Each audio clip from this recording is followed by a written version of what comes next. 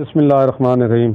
अस्सलाम वालेकुम नाजरीन, मैं हकीम अब्दुल माजिद फाजिल तिब व ज़राअत अपने चैनल हर पल सेहत की तरफ से आपकी खिदमत में हाजिर हूँ। नाजरीन, आज इस वीडियो में मैं आपको मच्छेछी बूटी के बारे में बताऊंगा। इसको पंजाबी में अंदरूनी बूटी और सिंधी में मुछाड़ी या मछाड़ी बूटी कहते हैं। मिजाज इस बूटी का गर्म और खुश्क होता है। ये एक छत्तादार बूटी होती है, तालाबों वगैरह के किनारों पर पैदा होती है।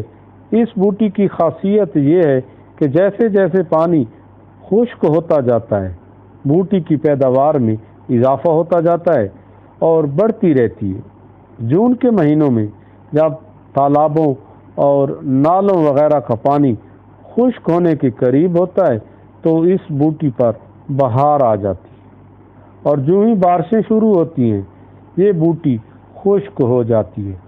इसकी शाखें पतली पतली गिरहदार और फूल छोटे छोटे गुलाबी रंग के होते हैं।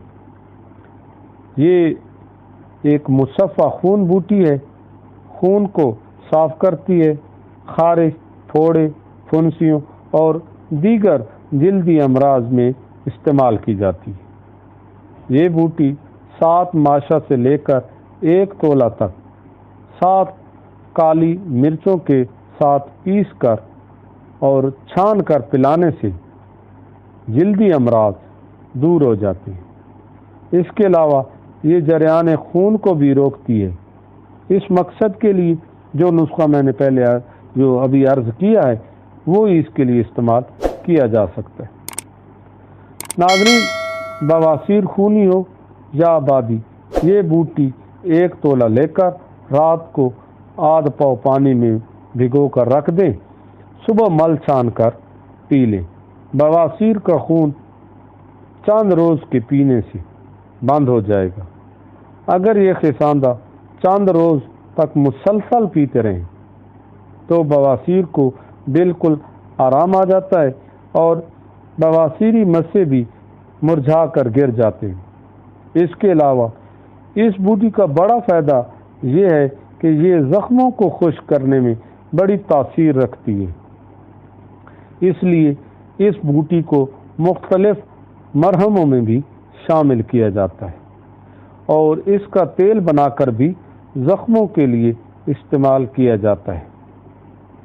इस मकसद के लिए इस बूटी को कूट कर इसका पानी निचोड़ लें और फिर पानी के बराबर तिलों का तेल शामिल करके आग पर पकाते रहें।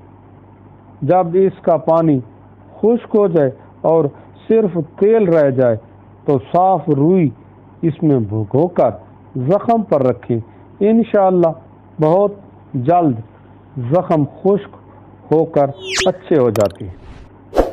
नाज़रीन, ये थी आज की वीडियो। आप इजाज़त दीजिए। अल्लाह हाफिज़।